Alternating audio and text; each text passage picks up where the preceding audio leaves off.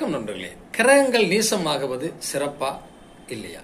நீங்க கிரகங்கள் நீசமாகிறது என்பது எல்லா கிரகங்களும் நீசமாயிருமா? ஏதாவது ஒரு கிரகங்கள் நீசமாகத்தான் செய்யும் ஜாதகத்தில்.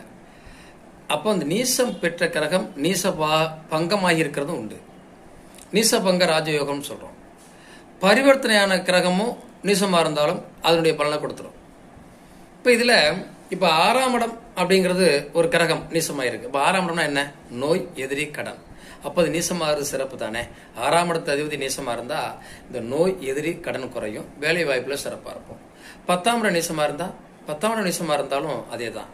2ஆம் இடம் நீசமாக இருந்தால் 2ஆம் இடம் நீசமாக இருந்தாலும் 2ஆம் இடம் நீசமாக இருந்தால் அந்த 2ஆம் இடத்தை இருக்கக்கூடிய தசாபுத்தியில் ஏகப்பட்ட பணத்தை கொடுத்துரும், பொருளாதாரத்தை கொடுத்துரும்.